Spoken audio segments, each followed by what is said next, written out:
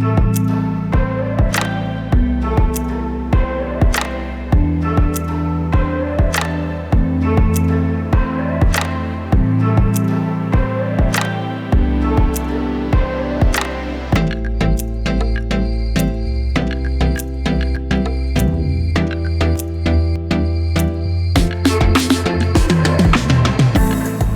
n'a pas de parents, de grands-parents qui commencent à perdre de leurs facultés? Comment les protéger?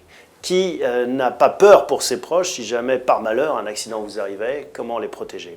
La protection, c'est le thème du 116e congrès des notaires qui aura lieu au mois de juin prochain à Paris.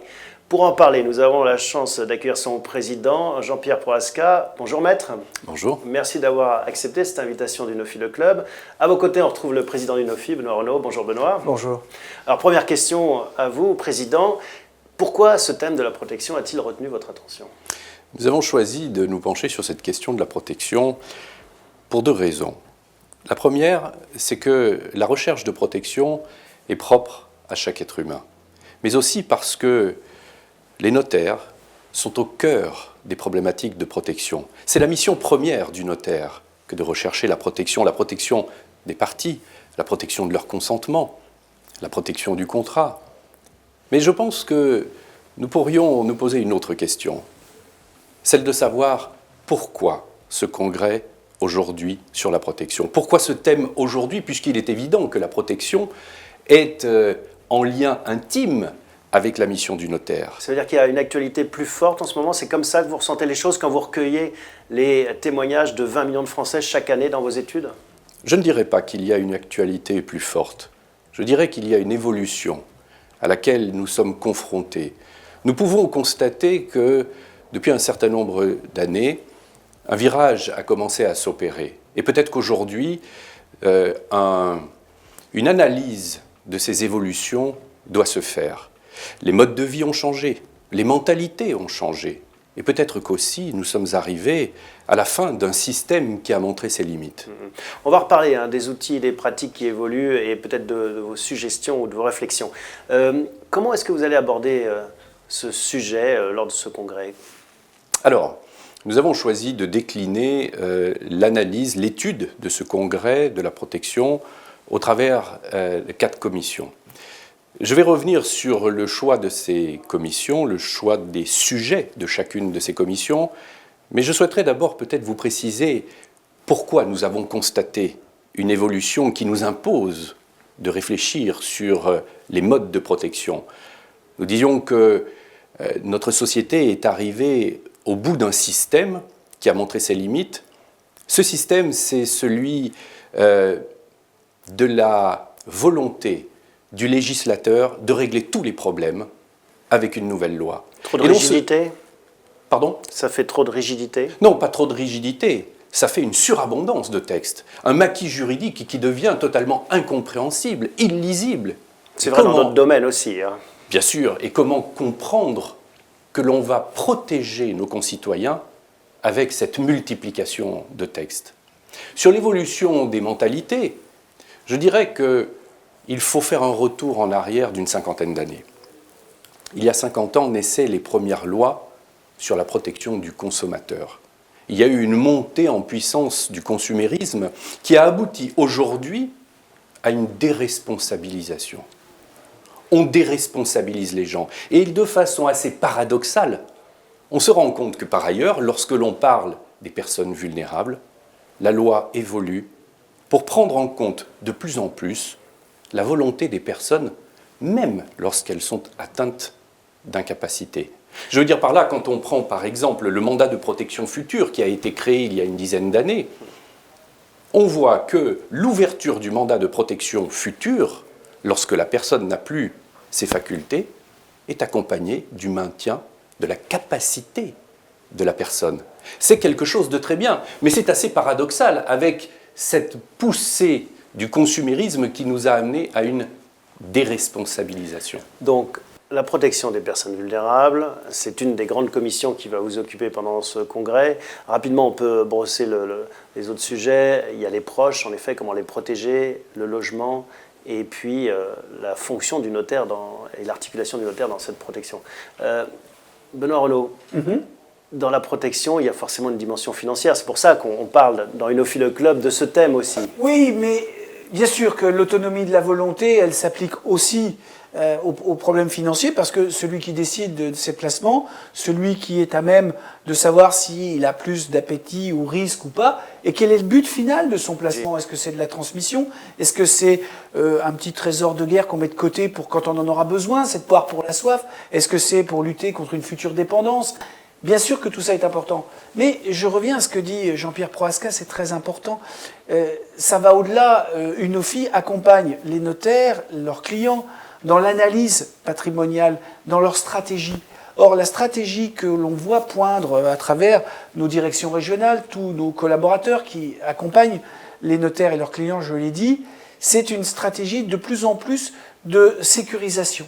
On a une forme d'anxiété vis-à-vis de l'avenir qui fait qu'on se dit que l'État ne peut pas tout. D'ailleurs, l'État a souvent failli.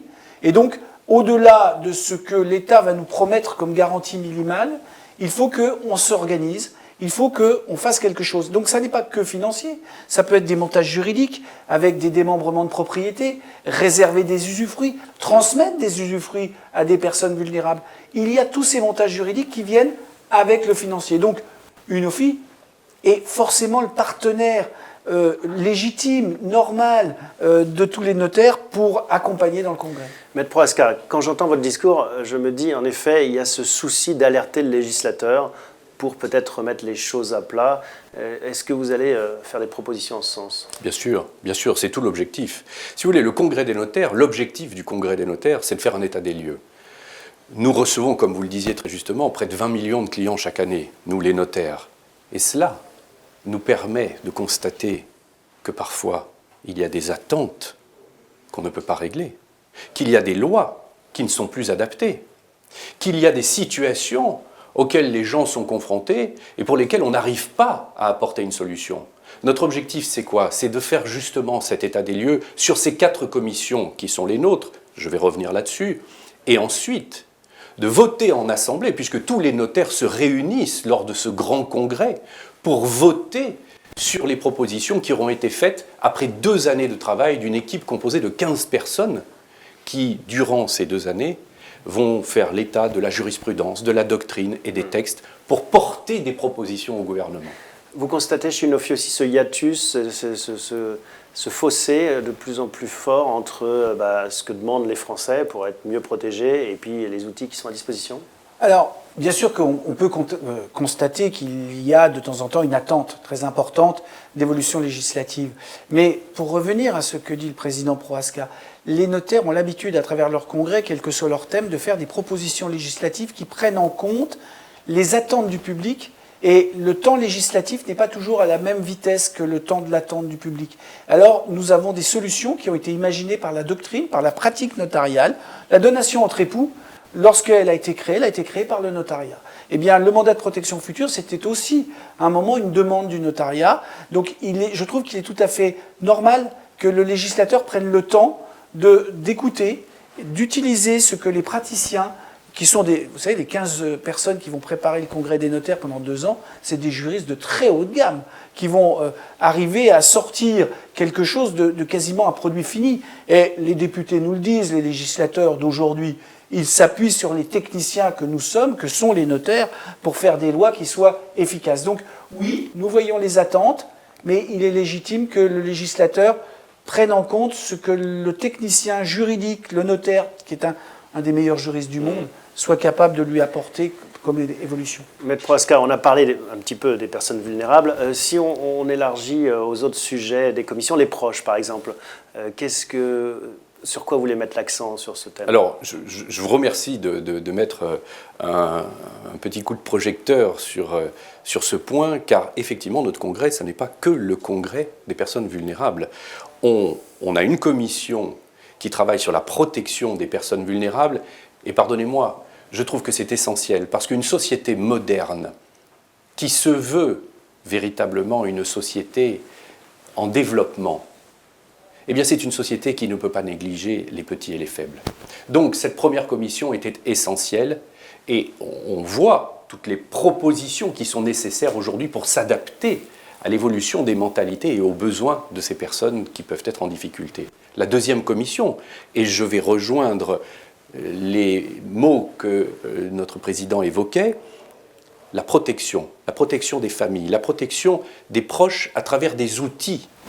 Et c'est essentiel aujourd'hui de voir si nos outils, rappelons que notre Code civil date de 1804, oui, qu'il y a eu de nombreuses lois, que les lois se sont, nous l'avons dit tout à l'heure, superposées, elles se sont parfois entrechoquées, et on arrive à des résultats qui peut-être ne sont plus toujours adaptés aux besoins de notre société. Les familles se décomposent, se recomposent, et il faut tenir compte de ça aussi.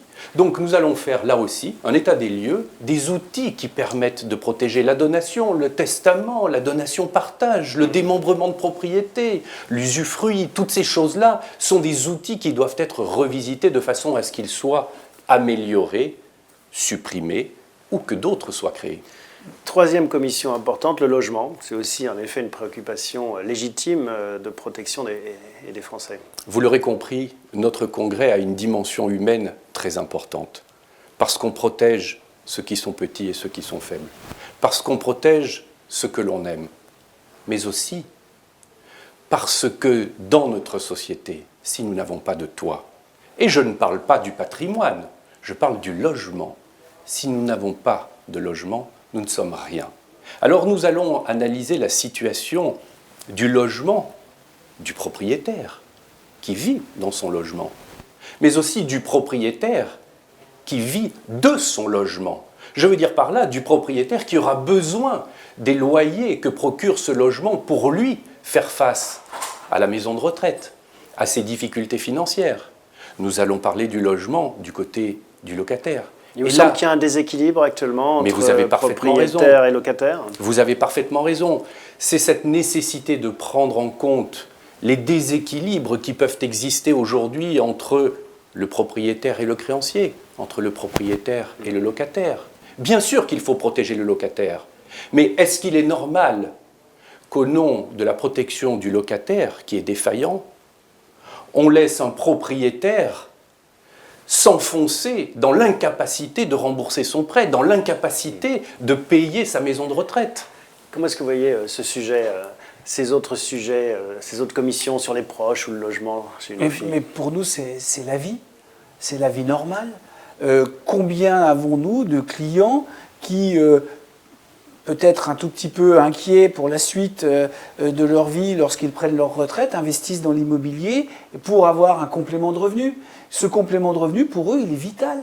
Et s'il y a tout simplement un locataire protégé qui fait qu'il ne paye plus, mais le propriétaire qui, lui, à 75 ans, il a besoin de son petit loyer qui rentre et qui lui permet d'avoir un complément de retraite. Aujourd'hui, je parle là en expert financier, vous avez des rendements à taux négatifs. Lorsque vous voulez faire une stratégie patrimoniale avec des taux courts sur moins 0,50, moins 0,60, l'emprunt d'État à moins 0,40 à 10 ans sur la France, eh bien vous prenez de l'immobilier, vous allez avoir du 4%. Certes, avec une fiscalité qui est rébarbative, une fiscalité qui n'est pas normale. Et là, je porterai à nouveau le message que le gouvernement ferait bien de s'occuper un petit peu de cette fiscalité qui, franchement, considère que l'investissement immobilier n'est pas légitime. C'est un investissement important sur du long terme qui fait vivre les entreprises. Mais c'était une parenthèse, vous me connaissez. Une page de pub. Je fais toujours cette remarque parce que c'est complètement inconscient de taper comme ça sur l'investissement immobilier. Quatrième et dernière commission de ce congrès, justement le rôle du notaire dans cette protection. Et oui, parce que nous sommes notaires. Alors, nous parlons de la protection, mais nous ne sommes pas les seuls à être audibles sur ce sujet. Nous ne sommes pas les seuls à avoir des choses à dire sur ce sujet. Mais par contre, en notre qualité de notaire, nous avons des choses à dire que d'autres n'ont pas la possibilité de dire. Parce que nous avons un statut particulier, nous avons un outil particulier. Nous sommes des représentants de l'État et nous établissons des actes qui ont la même force qu'un jugement. Et ça, c'est un vecteur de protection. Donc on ne pouvait pas parler de protection sans évoquer comment les notaires pouvaient apporter, eux, une protection. Est-ce que dans cette société qui est la nôtre actuellement, on n'a pas tendance à vouloir surprotéger? On a tous 3 assurances sur tous les sujets, des empilements de protection. Moi, je ne partage pas forcément cet avis. C'est vrai qu'on ne supporte plus l'aléa. Et que par rapport à il y a quelques années, 2-3 générations, on acceptait l'aléa. Parce que l'aléa faisait partie des choses contre lesquelles on ne pouvait pas lutter, parce que les progrès de la médecine étaient moins importants, parce que les transports étaient dangereux, parce que, etc. Aujourd'hui, on ne supporte plus l'aléa et on veut s'assurer contre tout aléa. Pour autant, le rôle du notaire, il est d'expliquer à chacun de ses clients la part de risque qu'il prend dans la décision. C'est un consentement libre et éclairé. Mais une fois que le client a accepté cette part de risque, le notaire doit la protection du contrat, c'est-à-dire l'efficacité, la sécurité du contrat. Et donc, je pense qu'il faut distinguer entre l'aléa maîtrisé, accepté, expliqué, et puis ensuite l'efficacité du contrat. Un mot de conclusion peut-être, Maître Prohaska? Je pense que nous avons un travail considérable qui a été commencé il y a 1 an. Cette équipe travaille avec acharnement. Je puis vous assurer que c'est véritablement un travail considérable. C'est une expertise comme, je pense, il y en a peu dans le monde juridique. Et je puis vous assurer qu'il y aura des propositions qui sont aujourd'hui au cœur de l'actualité et qui sont nécessaires pour l'évolution de notre société. Bon, ça nous met l'eau à la bouche. Oui, alors moi j'ai encore plus l'eau à la bouche, parce qu'il y a 16 ans, enfin 15 ans aujourd'hui, mais il y aura 16 ans en juin 2020, il y avait eu le dernier congrès national des notaires de France qui s'était tenu à Paris. Les autres ont lieu en province depuis, et ça fait très plaisir de recevoir à nouveau l'ensemble des notaires de France à Paris pour cet événement exceptionnel. Merci messieurs de nous avoir exposé les enjeux autour de ce thème de la protection, qui sera celui du 116e congrès des notaires au mois de juin prochain à Paris. Merci.